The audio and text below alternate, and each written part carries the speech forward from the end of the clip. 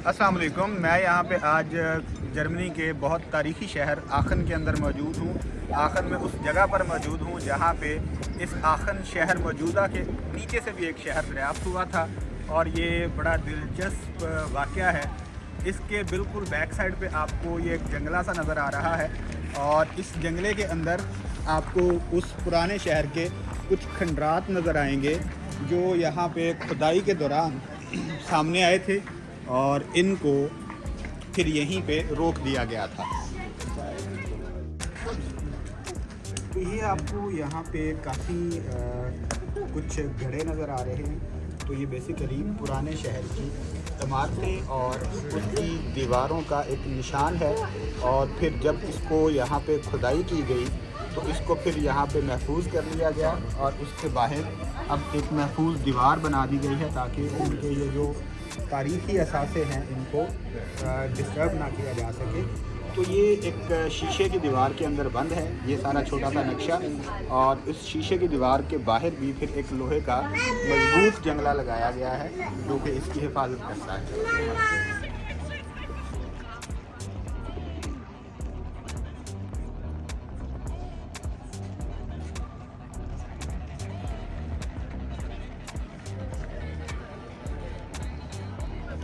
जी तो नाज़रीन, मैं यहाँ पे जिस जगह पे मौजूद हूँ ये बहुत तारीख़ी है और इसके तारीख़ी होने का एक बहुत बड़ी जो वजह है वो है यहाँ पे गर्म पानी के चश्मे जो कि इस शहर के अंदर इसकी मिट्टी के अंदर कंपोजिशन की वजह से बहुत अहमियत के हामिल है।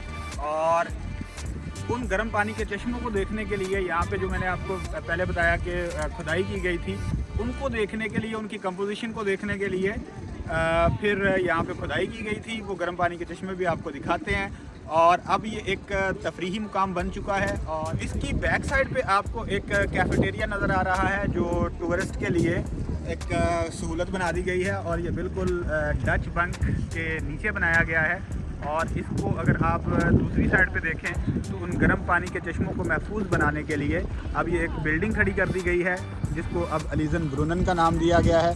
तो आगे चल के इस बिल्डिंग के अंदर भी आपको दिखाते हैं कि वो गर्म पानी के चश्मे कहाँ से निकल रहे हैं और उन पानी की बेसिकली साख्त क्या है और उसकी तारीख़ क्या है। तो आगे चल के आपको अंदर वाली साइड पे दिखाएंगे। ये आपको मेरी बैक साइड पे दो चश्मे नज़र आ रहे हैं जिनको यहाँ पे उन्होंने अब थोड़ा मॉडिफाई कर दिया है। तो ये कुदरती तौर पे ज़मीन के अंदर से निकल रहे हैं। तो आइए आपको इनकी दिखाते हैं कंपोजिशन भी और इनका टेम्परेचर भी। तो ये अब इनको मॉडिफाई किया गया है। यहाँ पे ये पानी जो है वो आ रहा है तो इसका जो टेम्परेचर है वो तकरीबन 52 सेल्सियस है। और यहाँ पे इसके बारे में, इस पानी की साख्त के बारे में ये यहाँ पे उन्होंने एक डिस्क्रिप्शन लगाई हुई है जो कि जर्मन में लिखी है। तो इस पानी की कंपोजिशन जो है वो सिर्फ H2O नहीं है बल्कि इसके अंदर सोडियम, कैल्शियम, पोटाशियम और कुछ फ्लोराइड्स भी हैं और तकरीबन 53 सेल्सियस इस पानी का मौजूदा टेम्परेचर है। और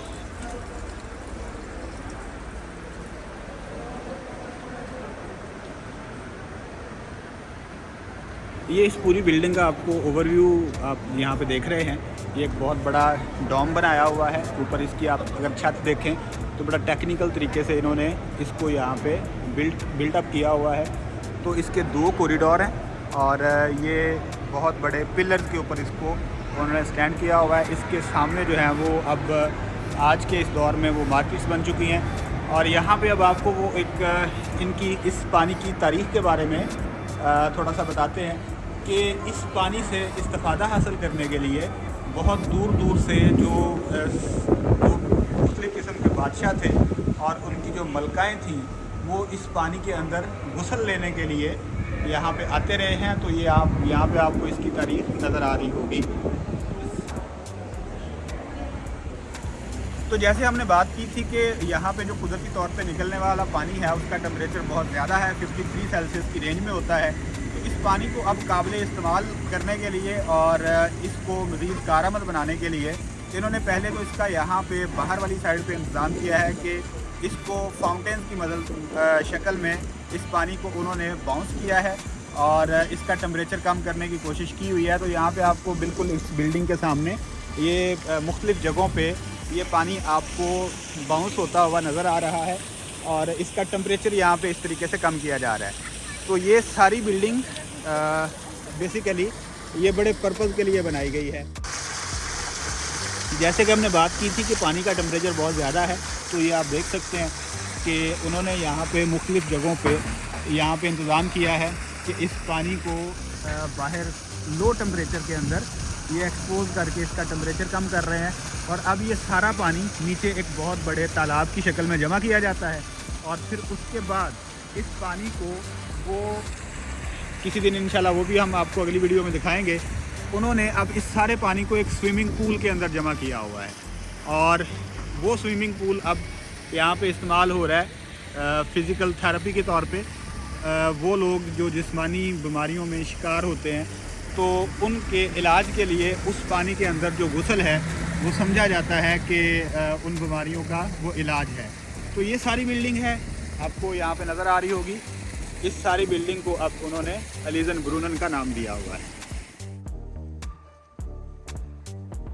तो जी व्यूअर्स, अगर आपको ये वीडियो अच्छी लगी है तो प्लीज़ चैनल को सब्सक्राइब कर दें और वीडियो को लाइक कीजिएगा। तो इंशाल्लाह मिलते हैं अगली ऐसी एक इंफॉर्मेटिव वीडियो के साथ। अभी तक के लिए इतना ही। अल्लाह हाफिज़।